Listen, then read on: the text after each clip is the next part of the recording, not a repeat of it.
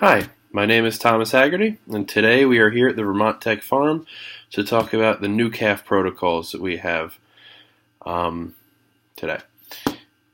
First, we'll talk about the old calf protocol and how it's not really made specifically for this farm, how it's generic, there are many steps involved with it, and many steps do get left out or forgotten in the process of going through new calf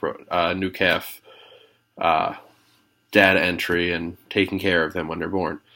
We're here to talk about creating a new calf protocol, one that is specific for this farm, that is easy to follow, an easy step-by-step guide, and also it helps with the paperwork. It's all in one place. It's all easy to do, and things are not easily forgotten.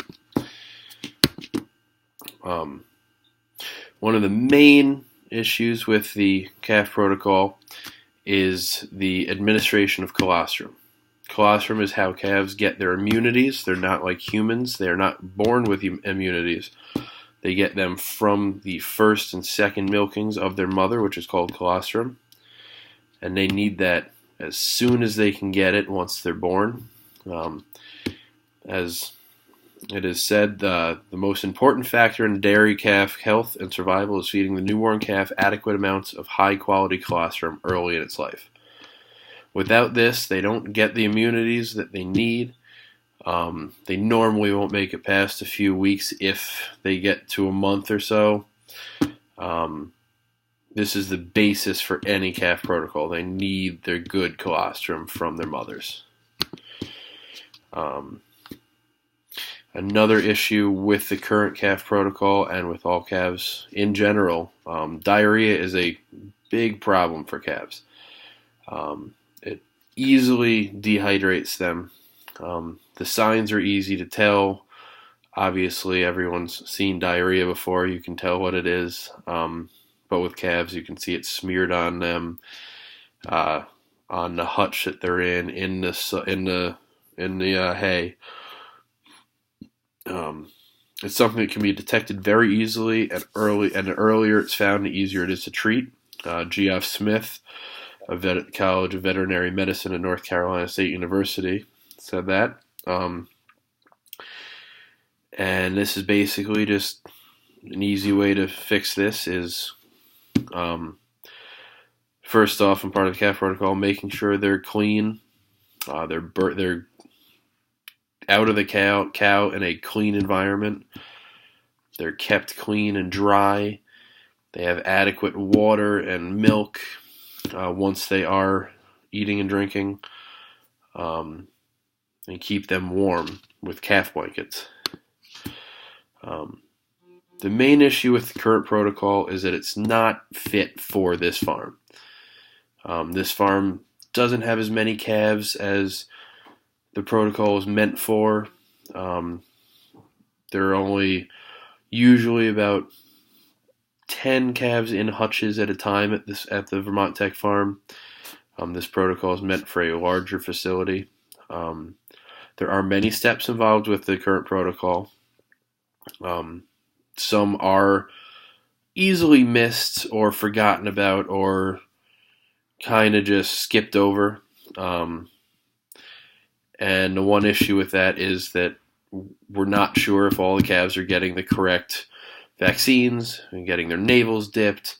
The other issue with that is that there is a number of papers to fill out and things to do on a computer, and they're kind of scattered around in a few different places, so that makes it hard to keep track of all that paperwork and make sure it gets done. What we'd like to do with the new calf protocol is make it so it fits this farm. Easy to follow steps, not as many steps. It can be shorter, but easy to follow steps. And we want less paperwork, and the paperwork that we do have, we're going to have in one place. So you don't have to run around and get paperwork from different places. We want it in one place, one centralized area. So it's easy to follow, easy to fill out, easy to do on a computer, and you don't have to move from one place. The benefits to this new calf protocol are that the calves will be getting better care early in life. The colostrum will be given as quick as possible, and both of those will lead to less calf health issues. One of the other benefits to the new calf protocol is that the paperwork will be done and filed, and it will be kept in one centralized location, so we can keep better track of vaccines and making sure the navel's dipped and making sure they get the colostrum that's necessary, and making sure we know when they got the colostrum, when they got second colostrum, when they got the vaccines, so we can better take care of them later in life. We'd like to set up this new protocol by having a whole team meeting with all the farm workers, the milkers, the people who do the workers who do the chores, the farm manager, the crop manager. We want everyone there so we can make a protocol that works for the farm and works for the workers. That's the biggest issue here. We have found that the best way to make a protocol that will work is to get the input of each and every worker who will have a part in the protocol, because then we can see how they all work and make something that will work for them. We'd also like to set up a training schedule. The farm manager will be in charge and responsible of the training for each individual farm worker. We'd like to set up a schedule for how that will work. And we'd like to make it so that within a week or two after that first meeting, every staff member is following the new protocol and it's completely implemented on the farm. The one good thing about this calf protocol project, it doesn't cost anything extra other than extra man hours. There's no need to buy anything new. We have all the necessary implements to make this work. We did a slight budget analysis, averaging about $9.60 per hour. That's about $144 of extra hours spent creating the protocol. $192 at $9.60 an hour for training hours for everyone on the farm. And we figured there were roughly 100 calvings per year. It's going to take probably an extra 15 minutes or so per calving. That only comes out to $3,600 more per year.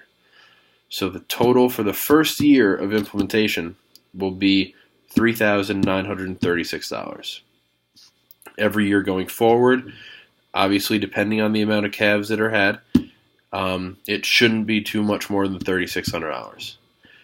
And if you think about it, $3,600 is a relatively cheap price to pay for better calf health in the long run. Because if your calf doesn't get the right,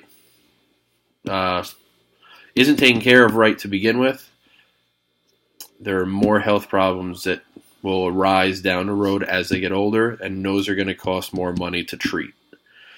So here you're paying $3,600 or so per year. You'll probably end up saving a bunch more money on other medications and treatments down the line with these calves. In conclusion, our new protocol will be very easy to follow. All of the farm workers would have a hand in putting it together, so they would know what's happening. They would have a better idea, and it would be more suited for them and for this farm. This will lead to less calf sickness and a lower calf mortality rate, which will also lead to healthier calves and cows as the years go by. And with this new protocol, it'll be much easier to stay up to date on vaccines, and the paperwork will be done and filed away so it is easily found to make sure that the vaccines are being up to date and that the calves are growing as they should. Questions?